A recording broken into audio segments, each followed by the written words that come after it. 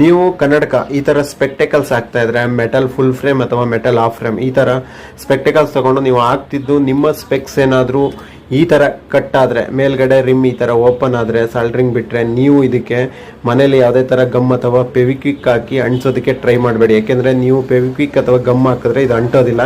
ನೀವು ಹಾಕೋ ಟೈಮಲ್ಲಿ ಫೆವಿಕ್ವಿಕ್ ಗಮ್ ಹಾಕೋ ಟೈಮಲ್ಲಿ ಗ್ಲಾಸ್ಗೆ ಏನಾದ್ರೂ ಟಚ್ ಆದ್ರೆ ಗ್ಲಾಸು ಕೂಡ ಡ್ಯಾಮೇಜ್ ಆಗುತ್ತೆ. ನೀವು ಈ ರೀತಿ ಫೆವಿಕ್ವಿಕ್ ಹಾಕಿ ಅಂಟಿಸೋದಕ್ಕೆ ಮನೇಲಿ ಟ್ರೈ ಮಾಡಿ ಆಗಲಿಲ್ಲ ಅಂದಾಗ ನೀವು ಆಪ್ಟಿಕಲ್ಸ್ ತಗೊಂಡ್ ಬರ್ತೀರಾ. ಆವಾಗ ಇದಕ್ಕೆ ಫ್ರೇಮ್ ಚೇಂಜ್ ಮಾಡ್ಬೇಕಂದ್ರೆ ಈ ಗ್ಲಾಸ್ ರಿಮೂವ್ ಮಾಡಬೇಕಾದ್ರೆ ಫೆವಿಕ್ವಿಕ್ ಇಲ್ಲಿ ಟಚ್ ಆಗಿ ಗ್ಲಾಸು ಕೂಡ ಡ್ಯಾಮೇಜ್ ಆಗುತ್ತೆ ಗ್ಲಾಸ್ ತೆಗಿಬೇಕಾದ್ರೆ. ಅದರಿಂದ ಈ ತರ ಏನಾರು ಆಯ್ತಂದ್ರೆ ನೀವು ಫೆವಿಕ್ವಿಕ್ ಗಮ್ ಹಾಕಕ್ ಹೋಗ್ಬೇಡಿ. ಯಾಕೆಂದ್ರೆ ಇದು ಅಂಟೋದಿಲ್ಲ ಇದು ಮೆಟಲ್ಗೆ.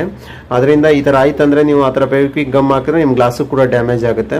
ಇದನ್ನ ತಗೊಬಂದು ಆಪ್ಟಿಕಲ್ ಸ್ಟೋರ್ ಅಲ್ಲಿ ನೀವು ಇದೇ ಗ್ಲಾಸ್ಗೆ ಬೇರೆ ಫ್ರೇಮ್ ಹಾಕೋಬಹುದು. ಸುಮ್ಮನೆ ನೀವು ಫೆವಿಕ್ವಿಕ್ ಗಮ್ ಹಾಕಿದ್ರೆ ಕಾಸ್ಟ್ಲಿ ಗ್ಲಾಸಸ್ ಒಳ್ಳೆ ಕಂಪ್ನಿ ಗ್ಲಾಸ್ ಹಾಕ್ಸಿದ್ರೆ ಗ್ಲಾಸು ಕೂಡ ಡ್ಯಾಮೇಜ್ ಆಗುತ್ತೆ. ಅದರಿಂದ ಈ ತರ ಮಾಡಕ್ ಹೋಗ್ಬೇಡಿ. ತುಂಬಾ ಕಸ್ಟಮರ್